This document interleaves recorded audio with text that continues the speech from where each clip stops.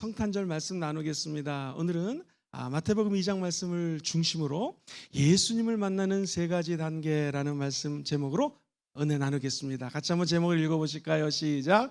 예수님을 만나는 세 가지 단계. 얼마 전에 우리 교회에서 있었던 일입니다. 성탄절 생각은 하지를 못했고, 제가 아마 설교를 하면서 금요 철야 때에 지금 아프리카에 가면은 어느 정도 액수만 되면은 성전을 지을 수가 있습니다 하고 제가 설교할 때 얘기를 했어요. 서울에 있는 한 교회에서 선교사 보고대회가 있었는데 그 얘기를 들었고, 또 우리 교회 선교대회 때 선교사님, 아프리카에서 오신 선교사님께 그 얘기를 들어서 한 이 정도 금액이면 성전을 지을 수 있습니다 라고 지나가는 말로 설교를 했습니다. 그런데 그날 우리 성도님 한 분이 예배를 드리는데 그게 마치 하나님이 자기 마음속에 정말로 어떤 뢰마처럼 말씀을 하셨다는 거예요. 기도하는데 그 액수가 떠오르고, 본인의 이름으로 성전을 짓는 것도 좋지만 자기 딸의 이름으로 성전을 지었으면 좋겠습니다 라고 하면서 기도하고, 이분이 돈을 모으기 시작합니다. 얼마 시간이 지나서 않아서 제가 이 설교했는지도 몰랐는데 우리 그 성도님이 그 금액을 가지고 교구장님과 함께 기도를 받으러 오셨어요. 제 마음이 짠하더라고요. 그래서 간절히 기도를 해드렸습니다. 제가 아는 선교사님들도 많고 목사님들 많기 때문에 그냥 바로 보내면 될 텐데 이건 그러면 안 되겠다는 생각이 들어서 무릎을 꿇고 하나님께 간절히 기도했습니다.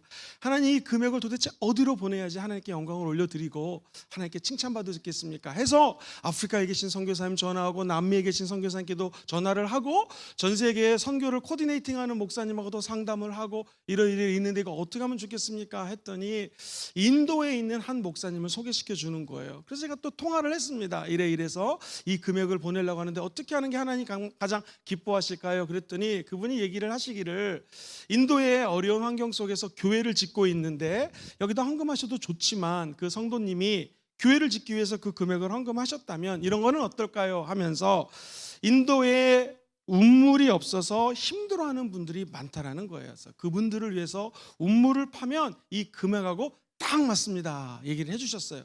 그러면 한번 그렇게 기도하겠습니다. 그래서 이제 전화를 끊었습니다. 제가 근데 감사하고 감동적인 것은 이 선교사님이 전화를 끊고요, 세상에 이 도시에 사는 분이 시골에 가가지고요, 이 동네 저 동네 다 탐방을 하면서 도대체 어디가 좋을까라고 고민하다가 답사를 다녀오셨습니다. 제가 죄송합니다만 좀 핸드폰을 열어서 카톡 내용을 좀 읽어드리겠습니다. 사랑하는 목사님, 잘 지내시죠? 답사를 잘 마치고 왔습니다. 몇 곳 답사를 했는데 운물이 꼭 필요한 지역을 간신히 두 곳을, 제일 필요한 곳을 정했습니다. 첫 번째 마을은 약 200여 가정이 살고 있는 마을인데 인도에서는 아직 기독교인들을 차별하고 박해하는 곳들이 많이 있습니다. 이 마을도 그런 곳 중 한 곳입니다. 이 마을에 운물이 하나 있기는 한데 마을 사람들이 기독교인들에게는 운물 사용하는 것을 막고 있습니다. 너무 화가 나더라고요. 아니, 물이 없으면 죽는 거 아니겠습니까? 약 30가정이 크리스찬으로 어려움을 겪고 있습니다. 200가정이라면 4사람이 살면은 248, 800명, 900명, 1000명 사는 마을인데 30가정이면 4사람이 산다 치면 120명이 물을 못 먹는 거예요. 크리스찬이라는 이유로. 현재 가정에서 예배를 드리기에는 작아요. 그래서 그렇겠죠. 100명이 넘으니까. 예배 드릴 곳을 건축하려고 하는데 물이 없어서 교회 건축도 중단된 곳입니다. 이것은 어떠신지요? 두 번째 마을은 약 200여 명 가정이 사는 마을인데 인도는 아직 카스트 제도가 남아있어서 200여 가정 중에서 170여 가정이 상위 카스트고 30여 가정은 하위 카스트예요. 이 마을에 정부에서 운물을 하나 파줬다라는 거예요. 문제는 상위 카스트 운물을 독점하고 있어서 나머지 30가정은 물을 못 먹고 있다는 거예요. 이 두 중에서 목사님, 어디 공사를 하면 좋을까요? 목사님 의견을 듣고 싶어요 라고 하는데 제 마음속에서는 두 군데 다! 한 곳이 300만 원이거든요. 내가 300만 원을 더 마련해가지고 내가 보내줘야겠다라는 생각을 했어요. 그리고 이제 어저께 카톡이 왔는데 사진 하나만 띄워주시겠습니까? 메리 크리스마스, 주님 안에서 행복하고 감사 넘치는 성탄절이 되세요. 가운데 계시는 박승철 선교사님이신데, 이분이 원래 어린이 사역 전문가로서 왜 그 인형 같은 거 하면서 안녕하세요 여러분, 난 누구야 하면서 이렇게 연극하는 거 있잖아요. 인형극 그 전문가예요. 그래서 원래는 한국에서 잘 알려진 이 어린이 사역자 인형극 하는 분으로 알려져서 제가 신학교 다닐 때 같이 다녔거든요. 유명한 분인데 어느 날 인도로 간 거예요. 그리고 저랑 연락이 안 되다가 갑자기 이 사건으로 그분 때문에 연락이 되었습니다. 제가 이분을 이렇게 같이 오래간만에 교제하면서 우물 파는 것 때문에 크리스마스 이야기를 나누는데, 이분의 카톡의 내용입니다. 목사님, 저 지역에 있는 아까 얘기했던 170여 가정은 물을 먹고 있고 예수 믿는다는 것 때문에 30가정은 물을 못 마시고 있는데, 우리 순복음금종교회 성도님의 헌금을 통하여 우물을 파게 되어서 이 크리스마스 날 그 30여 가정에게는 너무나 큰 선물이 될 것 같습니다 라고 이 문자가 하는 데가 마음이 짠하더라고요. 혹시 감동받는 분 있으시면 300만 원 헌금해 주시면 우리 그 카스트 높은 사람들은 물 먹고 가난한 지역은 못 마는 사람들에게도 이 우물을 하나 파주기를 주의 이름으로 소망합니다.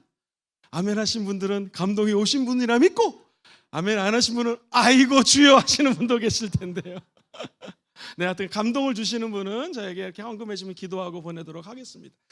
저는 제가 드리고 싶은 마음은 이 헌금하라는 말이 아니고요, 이 동방박사의 오늘 얘기지 않습니까?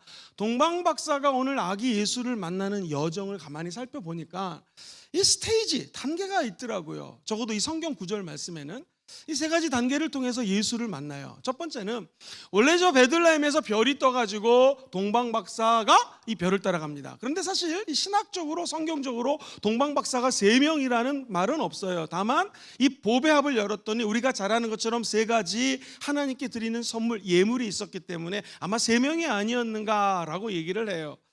또 예전에 나왔던 영어 성경들은 킹스, 그러니까 S를 붙여가지고 왕들이기 때문에 3명의 왕이었을 것이다 라고 얘기를 하고, 그리스 정교회에서는 전승에 따르면 12명 정도의 동방박사들이 있었을 것이다 고 얘기를 합니다. 12명이었는지 3명의 왕이었는지는 알 수는 없어요. 근데 이들이 어쨌든 베들레헴에서 태어난 예수님을 만났습니다. 별을 따라갑니다. 별이 스탑을 하면 스탑을 해야 됩니다. 그 별이 목적지에 다다르면 또 거기서 멈춰야 됩니다. 이들이 별을 따라서 예루살렘에 왔습니다. 당시 대왕 이름이 헤롯 대왕이었는데, 이 만왕의 왕, 만군의 주, 온 열방을 다스리는 왕이 난다고 그래가지고 별을 따라 왔는데 도대체 어디서 이 왕이 태어나겠습니까 했더니, 헤롯 왕이 이 말을 듣는 순간에 무슨 생각이 들었겠습니까? 지금 내가 대왕인데 내 리더십을 침범하나? 내 선을 넘나? 또는 내가 정치 지도자인데 누가 나 대신에 이 이스라엘 땅 또는 유다 땅을, 전 세계를 다스린다는 말인가? 라고 하면서 화가 났습니다. 그래서 뭐 회유책인지는 모르겠지만 약간 거짓말을 합니다. 동방박사님들, 나도 그 사람이 어디서 태어나면은 경배하고 싶으니 이 현자들을 모아놓고 봤더니 미가서에 보면은 베들레헴에서 만왕을 다스리는 사람이 태어난다고 하니 베들레헴인 것 같소. 당신들이 그 만왕의 왕, 만군의 주를 만나면 나에게도 좀 알려주시오. 나도 거기에 가서 경배하겠소 라고 얘기를 합니다. 그때 이 베들레헴에 별이 떠오르게 되었습니다. 이 고대 근동에서는 낮에는 여행하기가 어렵잖아요. 덥잖아요. 그러니 밤에 별을 보고 따라서 걸었던 것입니다. 한번 우리 예수 그리스도 아기 예수님을 오늘 만나기 원하시는 분들은 한번 아멘 해볼까요? 첫 번째 단계는 별 보며 따라가기. 시작. 벌 보며 따라가기. 별 보며 따라가는 것입니다. 마태복음 2장 9절 말씀 같이 한번 읽어보겠습니다. 시작. 박사들이 왕의 말을 듣고 갈새 동방에서 보던 그 별이 문득 앞서 인도하여 가다가 아기 있는 곳 위에 머물러 서 있는지라. 자, 10절도 읽어볼게요. 시작. 그들이 별을 보고 매우 크게 기뻐하더라. 이 총체적인 기쁨이에요. 펄쩍펄쩍 뛰면서 기뻐하는 모습을 한번 생각해 보십시오. 이들이 드디어 별 따라 갔더니 베들레헴에 도착을 했고 거기서 아기 예수가 태어나는 것을 알게 됐어요. 너무나 기뻤습니다. 이 동방 박사들은 성탄의 증인들입니다. 그리고 이 이야기는 거짓말이 아니라 역사적인 사실이라는 것을 증명하는 것입니다. 헤롯 왕의 말을 듣고 유대 베들레헴으로 출발을 하는 동방 박사들, 쉬운 여정은 아니었을 것입니다. 베들레헴에서 유대의 왕이 태어날 것이요, 주로 밤에 여행을 했다고 그랬죠. 별이 사라졌다가 다시 나타납니다. 별 따라가야 돼요. 더 중요한 것은 별은 동방 박사들 앞서서 인도를 합니다. 그러니까 동방 박사들은 그 뒤를 따라가야 되는 거예요. 그 별은 예수님이 계신 곳에 머물러 섰습니다. 이른바 메시아의 별이라는 거예요. 그리스도의 탄생을 알리는 징조가 되는 것이죠. 이 얘기를 말씀을 드리다 보면 떠오르는 장면이 있죠. 이스라엘 백성들이 광야에 도착했습니다. 광야 땅을 걸어가는데 구름기둥과 불기둥으로 이들을 보호합니다. 불기둥, 구름기둥보다 앞서갈 수가 없어요. 낮에는 너무나 덥기 때문에 구름 밑을 따라가야 됩니다. 밤에는 추워요. 그래서 불기둥을 따라가야 된다는 것이죠. 저와 여러분들도 이 땅에 살면서 별 대신 예수 그리스도를 따라가시기를 주의 이름으로 축원드립니다. 앞서가지도 마시고 예수님보다 뒤처지지도 마십시오. 여기서 별은 옛날에는 별 보면 따라갔지만 오늘날은요, 우리 눈에 확실히 보여주는 이 말씀이 곧 별입니다. 육신이 말씀이 되어서, 아니 말씀이신 예수님이 육신이 되고 육신이신 그분이 곧 예수 그리스도시요 하나님의 말씀입니다. 그래서 우리는 말씀 대신 예수 그리스도, 우리 인생의 영원한 스타 되시는 예수님을 따라가야 된다는 것입니다. 이 말씀이 우리 발의 등불입니다. 빛을 쫓아가야지 어두운 곳에서도 앞길을 갈 수 있는 것처럼 우리 성도님들이 누구를 따라가야 돼요? 예수님. 예수님의 말씀을 따라갈 때 참된 진리의 길을 걸어가게 될 줄 믿습니다. 헤롯 왕은 악한 것들을 상징합니다.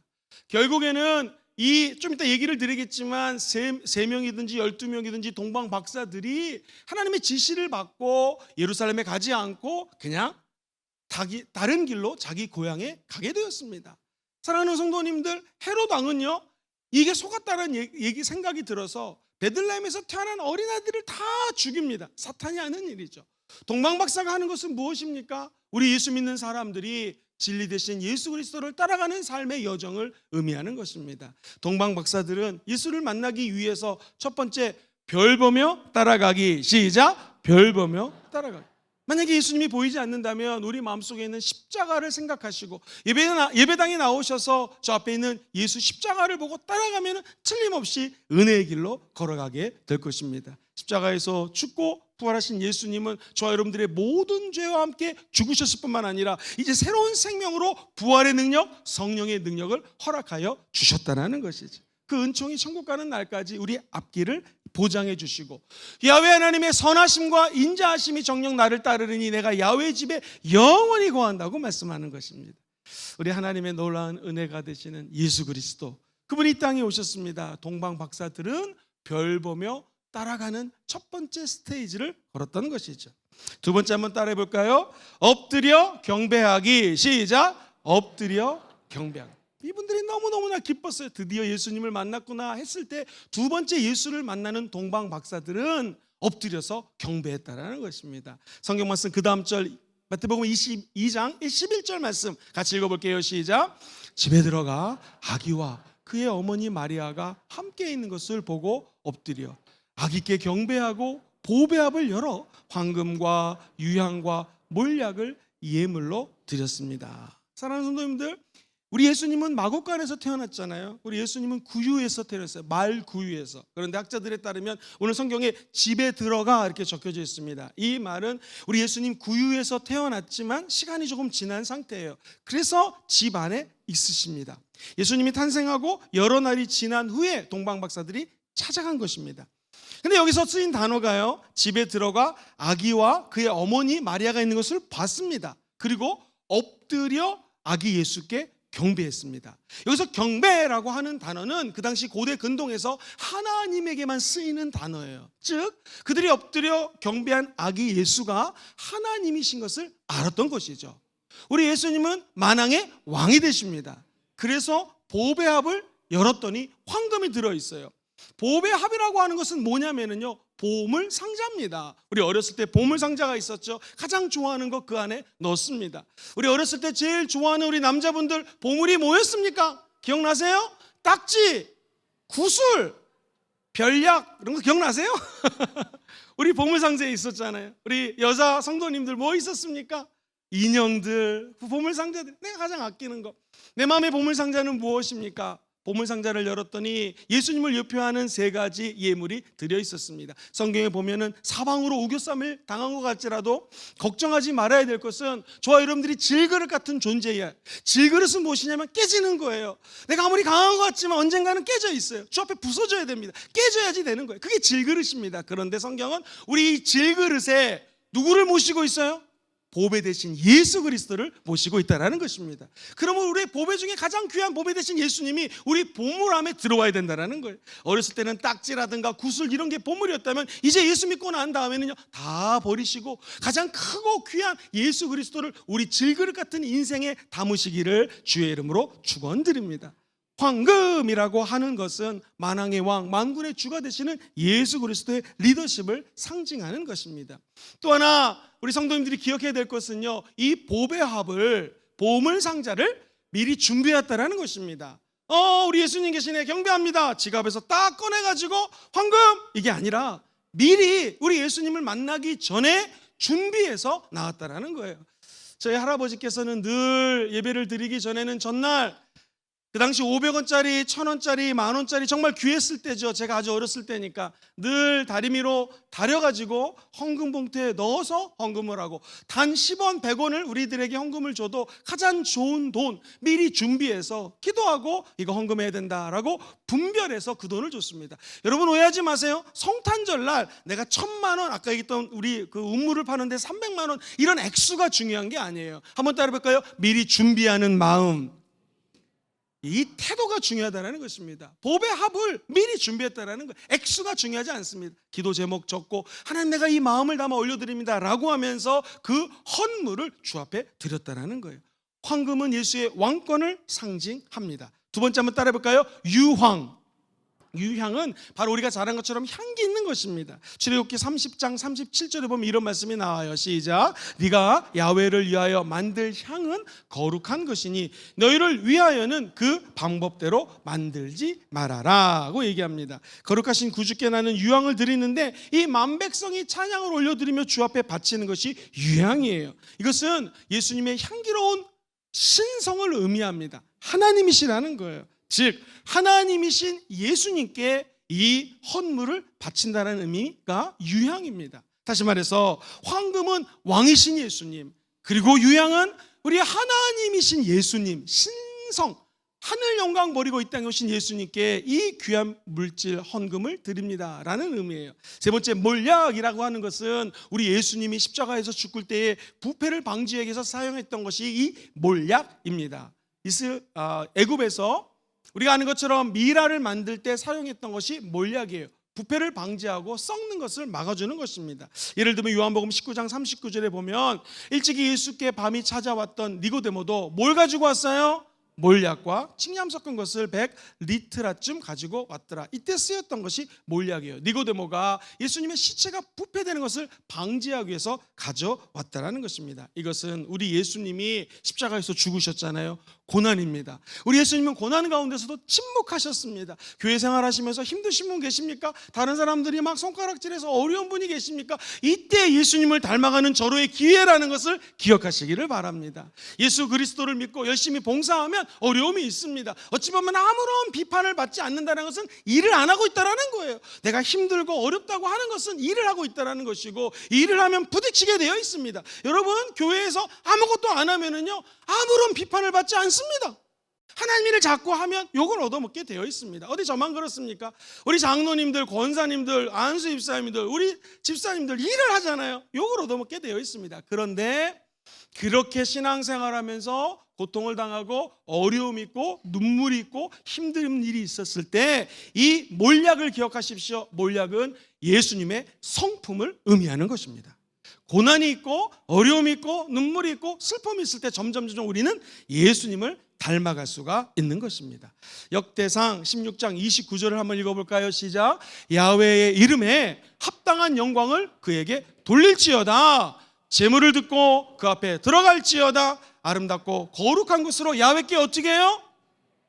야훼 이름에 합당한 영광, 여러분이 생각하는 하나님의 이름에 합당한 영광을 돌리고 제물을 들고 그 앞에 들어가라는 거예요. 아름답고 거룩한 것으로 우리 야훼 하나님께 경배하는 것이 이 성탄절의 의미라는 것입니다. 세상 사람들이 얘기처럼 성탄절날 선물을 나누고 세상에서 놀고 술 먹고 파티하는 이런 개념이 아닙니다. 실제로 어린이들에게 예수 그리스도의 탄생을 아는 성탄절을 아느냐 그랬더니 62%인가가 성탄절은 산타크로스 할아버지 생일로 알고 있다는 것입니다. 그죠? 이런 비참한 시대를 살고 있는 우리 예수 믿는 사람들은 기억하셔야 됩니다. 예수 그리스도를 만나기 위해서 예수님 이 땅에 오셨고 우리도 별 보며 따라가야 됩니다. 예수님 보며 따라가야 됩니다. 뿐만 아니라 오늘 말씀 그대로 엎드려 경배하는 참된 예배자들, 경배자들 되시기를 주의 이름으로 축원드립니다. 세 번째입니다. 한번 따라해 볼까요? 움직여 순종하기. 시작. 움직여 순종하기. 오늘 말씀을 가만히 읽어보니까 예수님을 딱 만났단 말이에요. 그리고 우리가 아는 것처럼 이 보배압을 열어서 세 가지 예물을 드렸습니다. 자, 그 다음에 어떤 일이 벌어졌을까요? 12절 말씀 같이 천천히 읽어봅시다. 시작. 그들은 꿈에 헤로데게로 돌아가지 말라 지시하심을 받아 다른 길로 고국으로 돌아갔습니다. 꿈을 꿨는데 헤로데게로 가지 말아라, 너희들 다른 길로 가라 라고 꿈에서 하나님의 계시가 임했습니다. 세상 왕의 지시를 따르지 않았습니다. 헤롯 왕, 예수님을 발견하면, 그 왕을 발견하면 나에게도 알려주시오. 근데 여기에는 악한 마귀의 계획이 있었기 때문에 이거 따르지 않았습니다. 하나님의 명령을 따르기로 결정합니다. 그 계시를 받고 거기 따라갑니다. 사랑하는 성도님들, 오늘 저와 여러분들이 이 성탄절에 꿈을 꾸시기를 주의 이름으로 축원드립니다. 하나님의 계시의 영이 임하기를 주의 이름으로 축복합니다. 요엘 선지자는 자녀들은 예언할 것이요, 청년들은 환상을 보고 우리 아비들은 뭐를 꿔요? 꿈을 꾼다라는 것입니다. 현자 우리 동방 박사들이 꿈을 꾸고 하나님의 지시를 받아 순종했던 것처럼 우리 예수님이 십자가에서 못 박혀 저와 여러분들을 위해서 순종함으로 묵묵히 십자가의 길을 걸어갔던 것처럼 이 성탄절을 맞이하여 저와 여러분들이 주의 음성을 들을 뿐만 아니라 별을 보며 따라갈 뿐만 아니라 예배자로 예배만 드릴 뿐만이 아니라 몸으로 움직여 순종하시기를 주의 이름으로 축원드립니다. 예수님 아버지, 육체의 아버지 요셉도 꿈을 꿉니다. 약혼녀, 동정녀 마리아가 임신을 했다는 뉴스 앞에 얼마든지 돌로 쳐서 죽일 수 있는 그 당시에 법적인 제도 장치가 있었고, 얼마든지 입만 뻥끗하면 이 여인을 그냥 쥐도새도 없이 죽일 수 있는 요셉. 그러나 그는 하나님의 계시를 받습니다. 저 여인에게서 태어난 자는 동정녀에게서 태어난 예수라고 하는 하나님의 꿈을 꿉니다. 그리고 그는 그 길을 걸어가게 되는 것이죠. 이 초대교회에 터툴리아누스라고 하는 신학자가 있었는데요, 아주 걸출한 학자입니다. 한번 제가 설명을 좀 드리겠습니다. 이 터툴리아누스는 기원 후 한 150년경에 태어났습니다. 북아프리카에 있는 한 지역에서 태어났습니다. 카르타고라고 하는 곳에서 태어난 것이 정설로 되어 있습니다. 예수 믿지 않는 가정에서 태어났어요. 그리고 이분이 공부한 것은 수사학에 대해서 공부했습니다. 이 진리가 되는 또는 객관적인 로고스, 사람들의 감정을 파고드는 에토스, 무엇보다도 삶의 덕으로서 많은 사람들을 품고 나아가는 이런 수사학적인 기법들을 연구했고, 그리고 그는 무엇보다도 법률가였기 때문에 변호하고 법적인 판단을 하는 판사 같은 역할을 했던 사람입니다. 로마 법정에서 변호사 일을 하고 있을 때였습니다. 이 기독교인들을 변호하다가 왜 저들은 저렇게까지 정말 무의미하게 순교를 하지?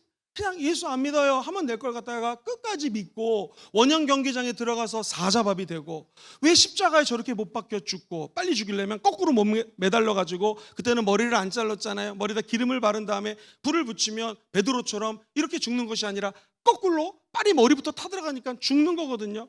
예수 믿어서 왜 저들은 저렇게 순교할까? 그 장면을 보다가, 순교하는 장면, 모습을 보다가 예수를 믿습니다. 그리고 평신도 신학자가 됩니다. 우리가 너무나 잘 아는 삼위일체라고 하는 이 신학 용어를 이 터툴리아누스가 마련했습니다. 우리 목사님들이 안수하잖아요. 이 안수는 하나님의 능력이 우리 주의 종들을 통하여 성도들에게 어떤 거룩한 전이가 되고 임파트가 되는 것을 안수라고 그래요. 이 안수라는 용어도 이 터툴리아누스라고 하는 사람이 만들었어요. 용어를요. 그는 이 꿈에 대해서 이렇게 얘기를 했습니다. 인간의 영혼이 자유스럽게 작용을 해서 꿈을 꾸는 게 98%라는 거예요. 두 번째, 마귀나 귀신이 주는 꿈이 있을 수 있고, 세 번째, 하나님이 계시로 주는 꿈이 있는데, 이 마귀가 주는 꿈, 하나님 주는 꿈을 약 한 2%로 보는 거예요. 그러니까 여러분이 저와 쉽게 해서 한국식으로 얘기를 하면, 꿈을 꿨잖아요. 98%는 개꿈입니다. 너무 꿈에 연연하지 마십시오. 그런데 그 중에서 마귀가 주는 꿈이 있다면 따라해 보실까요? 나사렛 예수님의 이름으로 명하노니 떠나갈지어다. 이렇게 기도하시면 돼요. 아직 우리 초신자들도 좀 눈에 보이는데, 새가족들은요 주기도문 외우시면 됩니다. 주기도문이 무슨 뜻이면, 금요철에 제가 설교한 게 있으니까 그거 한번 이렇게 유튜브로 시청하시고요. 주기도만 계속 하시면 마귀가 한 길로 왔다 7길로 떠나갑니다. 근데 이제 문제는 하나님이 주신 계시라면 본인이 알아요. 저도 몇 번 꿈 얘기 하는 거 별로 좋아하지 않습니다. 그런데 몇 번 하나님이 계시로 꿈을 준 적이 있어요. 1% 되는 것 같아요. 그때는 그 꿈을 아멘으로 받으시고 따라가면 된다는 것입니다. 사랑하는 성도님, 구약의 요셉도 꿈을 꿨습니다. 그리고 그 계시를 따라갔을 때 고난, 어려움, 눈물, 노예도 됐다가 감옥에도 갔다가 인생의 산전수전 다 겪었지만 꿈은 이루어진다. 시작! 꿈은 이루어진다. 갑자기 박수를 치고 싶네요. 짝짝짝짝짝 다 아시죠? 꿈은 이루어집니다. 하나님 주신 계시를 따라가면 이 꿈은 이루어지게 돼 있어요. 중요한 것은 이 꿈을 향하여 움직여 순종하는 것입니다. 할렐루야. 사랑하는 성도님들 기억하십시오. 하나님을 만난다라고 하는 것은 아기 예수를 만난 동방 박사를 기억하셔야 됩니다. 그냥 단순히 예배 나와서 만나는 것이 아니라 우리의 마음과 몸을 움직여서 주님을 만나게 되시기를 주의 이름으로 축원드립니다. 노아야, 세상에 악이 관영하다. 내가 너를 통하여 방주를 짓기 원한다 했을 때 이게 1, 2년 만에 짓는 거면 얼마나 좋아요? 120년 동안 뚝딱뚝딱 하면서 방주를 지었던 노아, 하나님의 계시의 음성에 순종했던 것입니다. 모세, 하나님의 계시를 받고 나는 이제 입이 어눌합니다. 내가 너에게 아론이라고 하는 형제를 붙여줄 거다. 그때 그는 순종하고 그 계시를 따라갈 때 민족의 지도자 이스라엘 백성들을 홍해를 가르고 광야로 인도하는 리더가 되었다라는 것이죠. 사랑하는 성도님들, 사울과 이 다윗의 차이는 무엇일까요? 사울은 하나님의 계시를 계속 구하지 않습니다. 자기가 성장할 수 있고 성공할 수 있고 얼마든지 그 왕의 권세를 누릴 수 있었는데 그만 이가 신접한 자 무당의 지시를 따릅니다. 그래서 어떻게 됐습니까? 첫 번째 죽습니다. 두 번째 당연히 왕으로서의 권한과 그 모든 축복들을 다 내려놓게 되어 있습니다. 다윗은 어땠습니까? 하나님, 적군들이 쳐들어오는데 이거 쳐들어갈까요? 말까요? 뽕나무에 기어 올라가라. 아멘. 어떻게 하면 좋을까요? 그 매복을 시켜라. 아멘. 하나님께 물어보고 계시를 받고 실제로 거기에 순종했다라는 말이에요. 순종이란 말이 좀 어색하면 하나님의 음성을 듣고 그것을 애쓰고 힘써서 노력해서 지키려고 애를 썼다는 것입니다. 이 성경에 보면은 시편 81편에 재미있는 말씀이 나와요. 우리가 너무나 잘 아는 나는 애굽에서 너희들을 출애굽시킨 야훼 하나님이다 하면서 우리가 너무나 잘 아는 말, 내 입을 어떻게 열어요?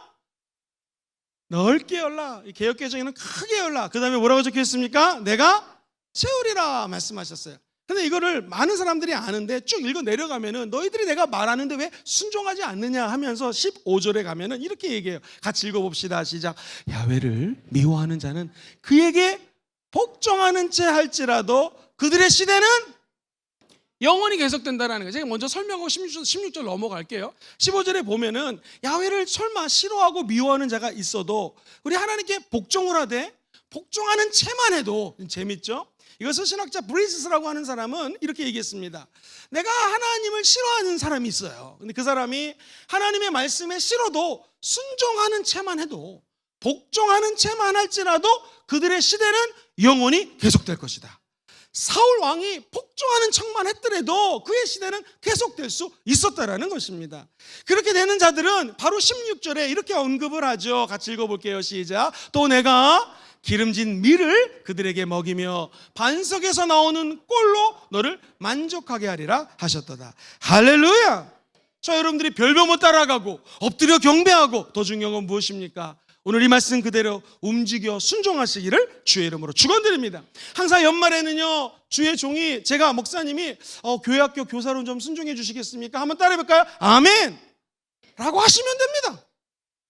교회학교도 필요하고 봉사처가 많이 필요합니다. 제가 어찌 한 사람 한 사람 전화해가지고 뭐 좀 해주시겠습니까? 뭐 좀 해주시겠습니까?